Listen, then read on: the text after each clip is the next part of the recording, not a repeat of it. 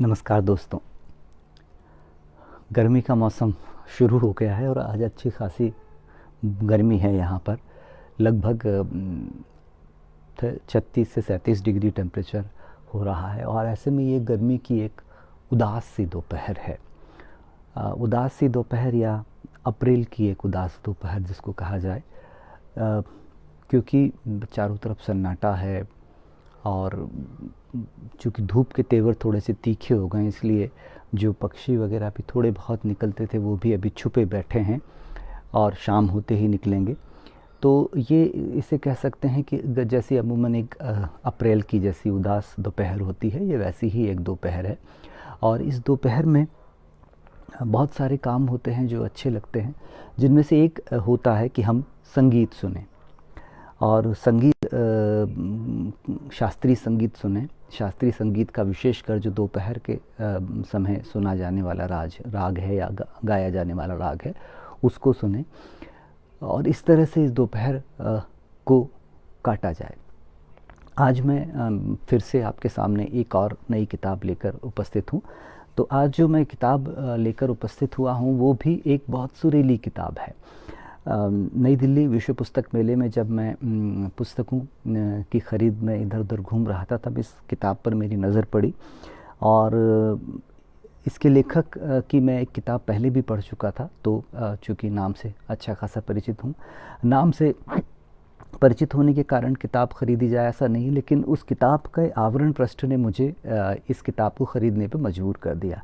चूँकि संगीत का शौकीन हूँ, रसिया तो नहीं हूँ, जैसे बड़े लोग संगीत के रसिक होते हैं वैसा तो नहीं हूँ, लेकिन संगीत के साथ ही मेरे सारे काम चलते हैं। जब मैं लिखता हूँ तो पीछे संगीत चलता रहता है और जो मुझे जानते हैं उन्हें पता है कि लता मंगेशकर जी को सुनना मुझे बहुत पसंद है, उनके गाने सुनना बहुत पसंद है, या जगजीत सिंह जी को सुनना बहुत पसंद है। क्लासिकल संगीत में, शास्त्रीय संगीत में भी मुझे विशेषकर वाद्य यंत्र सुनना बहुत पसंद है। सितार बज रहा हो, पीछे बांसुरी बज रही हो, संतूर बज रहे हों, तो अच्छा लगता है लिखना। तो ये किताब जो है, ये किताब बहुत सुरीली किताब है। ये एक सुरीली यात्रा है भारतीय संगीत की, भारतीय शास्त्रीय संगीत की एक सुरीली यात्रा है। इस किताब के लेखक हैं प्रवीण कुमार झा और इस किताब का नाम है वाह उस्ताद, हिंदुस्तानी संगीत घरानों के किस्से। ये किताब राजपाल एंड सन्स से प्रकाशित होकर आई है और इसका मूल्य 250 रुपये है और 160 पृष्ठों की ये किताब है। और इस किताब को पढ़कर आपकी जानकारी बहुत समृद्ध हो जाती है। प्रवीण कुमार झा से मेरा परिचय इंटरनेट पर गुलजार को तलाशते हुआ। जब मैं गुलजार जी के कुछ रेयर गानों की तलाश कर रहा था, कुछ दुर्लभ गीतों की तलाश कर रहा था और मैं एक कलेक्शन बना रहा था जिसमें गुलजार का लिखा हुआ सब कुछ हो। अब वो कलेक्शन काफ़ी कुछ बन गया है। उसमें गुलजार साहब के गैर फिल्मी और सीरियल के लिए लिखे गए गीत और इस तरह के सारे गीत हैं। तब जब मैं वो तलाश कर रहा था तो मुझे प्रवीण झा जी का यूट्यूब चैनल मिला और मैंने वहाँ देखा कि वहाँ पर बहुत सारे दुर्लभ गीत हैं और वो मैंने उसको अपने कंप्यूटर में सेव किया हुआ है, उस यूट्यूब चैनल को ख़ज़ाना के नाम से, क्योंकि वो ख़ज़ाना ही है। तो वहाँ से प्रवीण जी से मेरा परिचय हुआ। फिर पिछले कुछ समय पहले उनकी एक किताब कुली लाइन्स आई, वो मैंने ख़रीद कर पढ़ी और वो एक बहुत अलग तरह की किताब थी। लेकिन जैसा मुझे उनके बारे में जानकारी है कि वो संगीत के वो भी बहुत जानकार हैं प्रवीण झा जी, और संगीत की जो जानकारियाँ उनके पास हैं वो अद्भुत हैं। ऐसे में उनकी इस किताब को पढ़ना मेरे लिए कई मायनों में एक यात्रा थी। एक यात्रा थी भारतीय शास्त्रीय संगीत के घरानों की यात्रा, उसके इतिहास की यात्रा और उन सारे बड़े गायकों से मिलना, उन सारे बड़े संगीतकारों से मिलना जिनके हमने केवल नाम ही सुने थे, उनके किस्से सुनना, उनके बारे में जानकारियाँ प्राप्त करना और उन सारे घरानों की जानकारी लेना जो कि भारतीय शास्त्रीय संगीत का आधार हैं। इस तरह की किताबें जो मेरा अनुभव है कि इस तरह की किताबें हिंदी में बहुत कम लिखी जाती हैं, लेकिन इस तरह की किताबें लिखी जानी चाहिए। इस किताब की जो सबसे बड़ी विशेषता है कि ये किताब भले ही एक एक कथेतर गद्य है और ये कथा से हटकर एक गद्य की किताब है, लेकिन इस किताब को पढ़ते समय इसमें आपको पूरे समय कथा रस मिलता है। ऐसा लगता है जैसे आप कोई कहानी ही पढ़ रहे हों। ये इस किताब की बड़ी विशेषता है। जब भी कथेतर गद्य लिखे जाएं या इस तरह का कोई इतिहास, इसको इतिहास लेखन भी कह सकते हैं क्योंकि भारतीय शास्त्रीय संगीत का पूरा इतिहास है। जब भी आप इतिहास लेखन करें तो उसमें कथा तत्व अगर इस तरह से जैसा इस किताब में है वो अगर हो तो पढ़ने वाले को और आनंद आता है। ये प्रवीण झा जी की किताब है। सामान्य रूप से वो फेसबुक पर अपना नाम प्रवीण झा लिखते हैं, लेकिन इस किताब में उनका नाम प्रवीण कुमार झा है, डॉक्टर प्रवीण कुमार झा। वो ऊपर तो प्रवीण कुमार झा लिखा है लेकिन अंदर डॉक्टर प्रवीण कुमार झा लिखा है। वहाँ उस्ताद हिंदुस्तानी संगीत घरानों के किस्से हैं इसमें। इस किताब में अलग अलग अध्याय हैं। जब आप इसको पढ़ने बैठते हैं तो इसमें अलग अलग अध्याय हैं और अलग अलग अध्यायों में भारतीय शास्त्रीय संगीत के अलग अलग घरानों की जानकारी दी गई है। जब इस किताब को मैं पढ़ रहा था तो मैं अपने कंप्यूटर के पास बैठकर इसको पढ़ रहा था और जैसे ही कोई विशेष गायक का जिक्र आता, किसी विशेष संगीतकार का जिक्र आता या उनके किसी विशेष प्रकार के गाने का जिक्र आता या किसी विशेष प्रकार की बंदिश का जिक्र आता तो मैं तुरंत YouTube पर उसको तलाश करके उसको सुनने लग जाता और फिर उसके बाद साथ साथ में उसको पढ़ने लग जाता। निश्चित रूप से वो एक आनंद, जैसे बड़े गुलाम अली खां साहब की बात चल रही है और इधर हमने बड़े गुलाम अली खां साहब को YouTube पर लगा के और सुनना शुरू किया और उधर बड़े गुलाम अली खां साहब के बारे में प्रवीण कुमार जी क्या कह रहे हैं वो सुनते गए। तो ये आनंद को और बढ़ाने जैसा था। इसमें जो अध्याय हैं उनको मैं आपको पहले जानकारी दूं। भूमिका है झा जी की, फिर आखिरकार ये घराने क्या होते हैं उनके बारे में जानकारी है। ग्वालियर घराना, हाथी चिंगाड़ और नंगी तलवार तान है। आगरा घराना है, बाजूबंद खुल खुल जाए। सेनिया घराना है, तानसेन के घराने। मेहर सेनिया घराना, मेहर से कैलिफोर्निया तक। अलादिया खान घराना, माई बाई और ताई। भिंडी बाज़ार और इंदौर घराना, मेरुखंड। इटावा घराना, इमदाद खानीबाज। पटियाला घराना, तान जैसे अर्जुन का बाण। मेवात घराना, मेरो अल्लाह मेहरबान। रामपुर सहसवान घराना, घरानों में घराना। किराना घराना, सुर लग गया। शाम चौरसिया घराना, जोड़ी कमाल की। डागरू घराना, ध्रुपद की बानी और घराने। बनारस घराना, बनारस के मस्त मौला और ठुमरी। दिल्ली घराना, चल खुसरो घर आपने। साज़ों के घराने, घरानों की अंतरयात्रा देश से विदेश तक। और फिर रागों के प्रहर, बंदिश बनाने वालों के नाम, संगीत संबंधी शब्द और संदर्भ ग्रंथ की सूची। पुस्तक केवल 160 पेज की है लेकिन इसमें इतनी जानकारियाँ समेट दी गई हैं कि मैं किसी बहुत बड़ी भूमिका के बजाय केवल गागर में सागर एक उस वाक्य का उपयोग करूं तो इस किताब के बारे में सब कुछ कह दिया जाएगा। इतनी सूचनाएं हैं, इतनी जानकारियां हैं कि आप हतप्रभ रह जाते हैं कि लेखक ने सबसे पहले तो बहुत पढ़ा है। इसके पीछे जो सूची है वो 68 किताबों की सूची पीछे दी गई कि 68 किताबें उन्होंने पढ़ी हैं और उनमें से उन्होंने इसको निकाला है। इसमें एक बाकायदा नक्शा भी देने की कोशिश दिया गया है कि और उसके द्वारा बताया गया है कि भारत के विभिन्न संगीत घराने कहाँ कहाँ होते थे, उनके उद्गम स्थान कहाँ हैं। इसमें बहुत दिलचस्प किस्से हैं, बहुत दिलचस्प जानकारियाँ हैं। एक बहुत अच्छी जानकारी है कि ये ग्वालियर घराने की एक बात हुई है कि महाराज ने गायकों को हाथ के इशारे से अपनी अपनी गद्दियों पर बैठने का आदेश दिया और कहा, आज इस दरबार में सुर्की ही नहीं खून की नदियां भी बहेंगी। ये फैसला हो ही जाए कि रीवा ऊंचा या ग्वालियर। रीवा और ग्वालियर के घरानों के गायकों के बीच में ये चल रहा था। तीनों उस्तादों के स्वर मिल गए और दरबार हाल यूं गूंजने लगे जैसे हाथी वाकई चिंघाड़ रहे हों। हद्दू और हस्सू अब बारी बारी से गाने लगे, उनकी सांसें फूलने लगीं। इतने में बड़े मोहम्मद खान ने वह तान छेड़ी जिसे बड़े से बड़ा उस्ताद नहीं खींच पाता। छाती में हवा भर पसलियां तन जाती लेकिन सांस न रुकती। आखिर पसलियां कड़क उठती और ये कड़क बिजली तान कही जाती। हद्दू खान ने तो हार मान ली लेकिन बड़े भाई हस्सू ने यह तान खींचना शुरू किया और उनकी पसलियां फटकर फेफड़े को चीर गईं। हस्सू खान वहीं खून की उल्टियां कर बैठे और दम तोड़ दिया। रीवा दरबार में उस दिन खून की नदियां वाकई बही, लेकिन इस शहादत ने संगीत में तान को इस कदर स्थापित कर दिया कि आज तक मिसाल कायम है। इस कड़क बिजली तान के बारे में सुनते हुए रोंगटे खड़े हो जाते हैं कि ये किस तरह के लोग हुआ करते थे।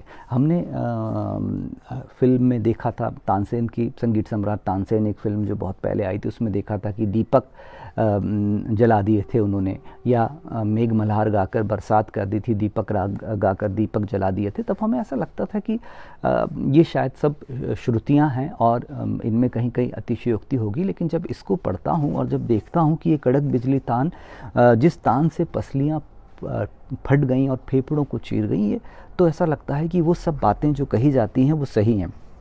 जैसे ओंकार नाथ ठाकुर जी के बारे में है कि उन्हें इटली के तानाशाह मुसोलिनी ने बुलाया था कि संगीत कैसे शरीर पर प्रभाव डालता है। मुसोलिनी स्वयं अनिद्रा की बीमारी से पीड़ित थे और फौजी भेष में बैठे मुसोलिनी को देख ओंकार नाथ ठाकुर ने वीर रस में राग हिंडोल की तान लेनी शुरू कर दी।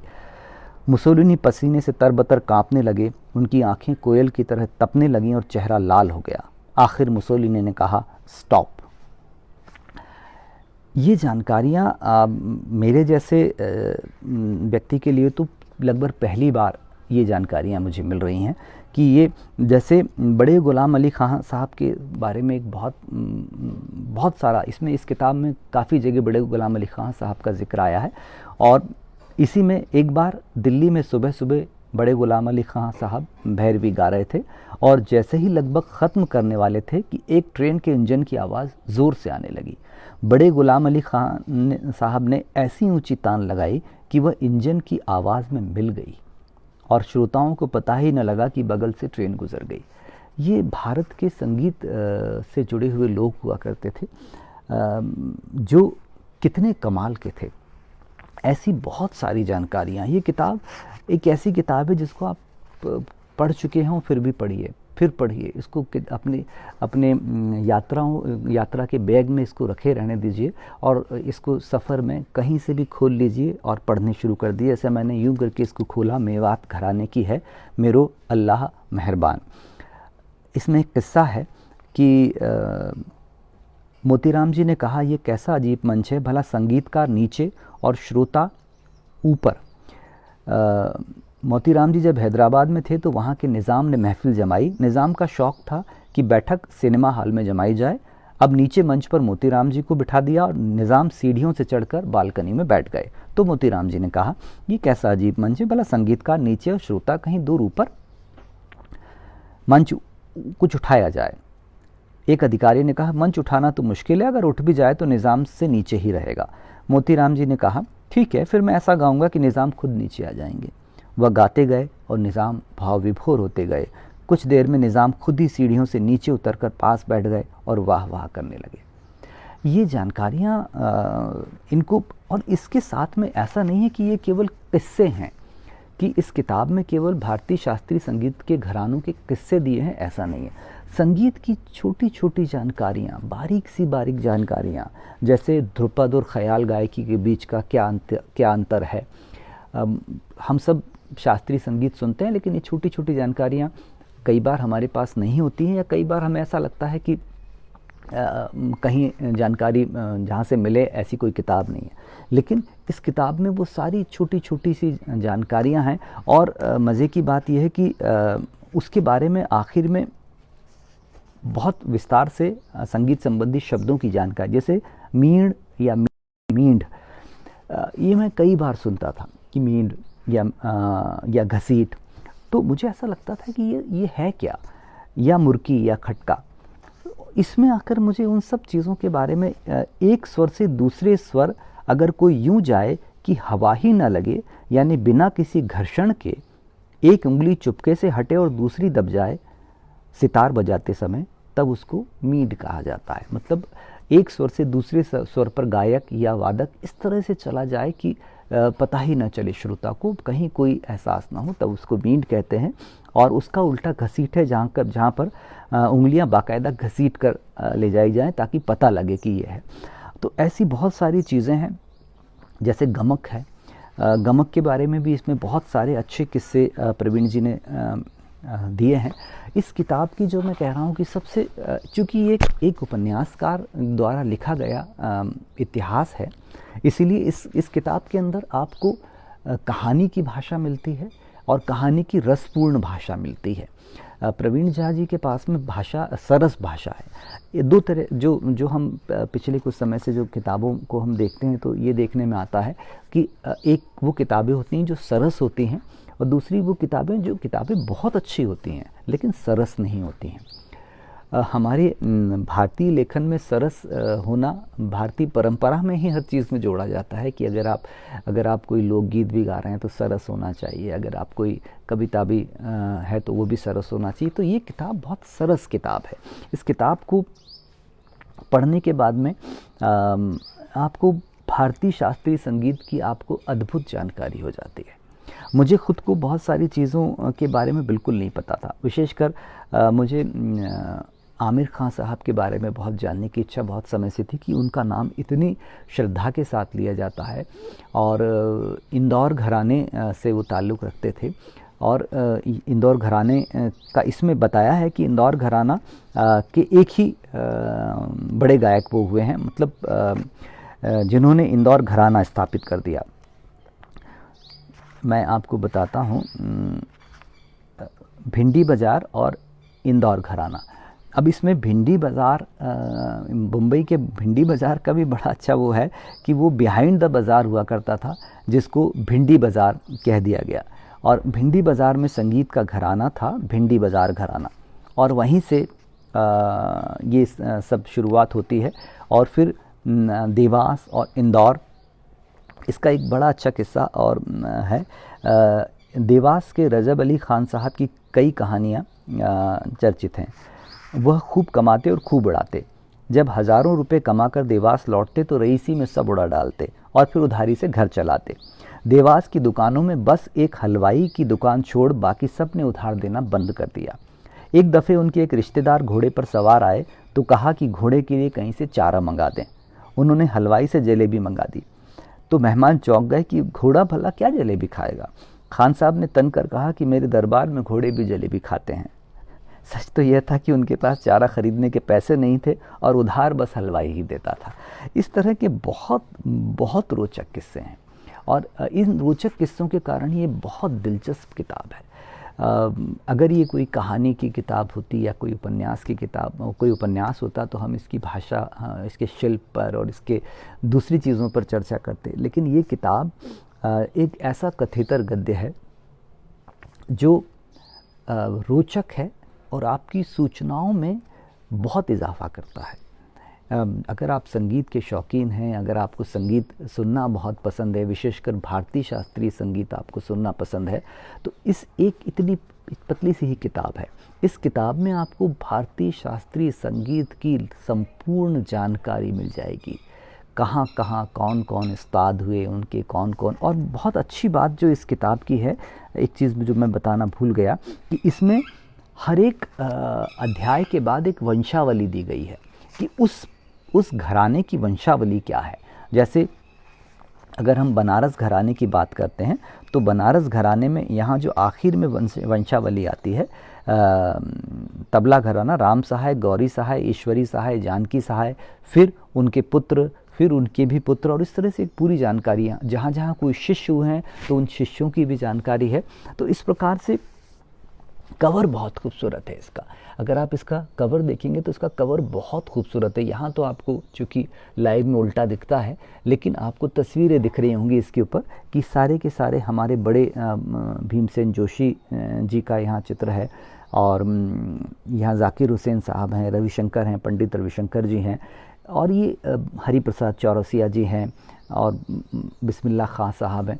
तो एक समग्र चित्र है इस किताब का। इससे खूबसूरत कोई चित्र नहीं हो सकता। इसके लिए इसकी कवर पर पृष्ठ बनाने वाले को भी सलाम।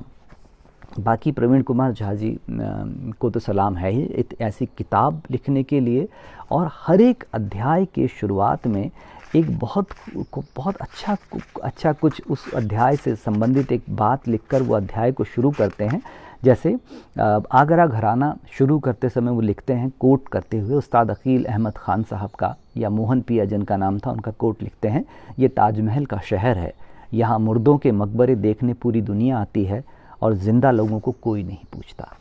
इस तरह ये किताब बहुत मुकम्मल किताब है।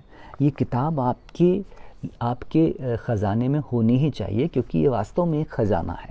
इसको ढूंढ कर पढ़िए और भारतीय शास्त्रीय संगीत पीछे अपने YouTube पर बजाते रहिए और साथ में इसको सुनते रहिए। बहुत खूबसूरत किताब है, प्रवीण कुमार झा की किताब वाह उस्ताद, हिंदुस्तानी संगीत घरानों के किस्से। नमस्ते।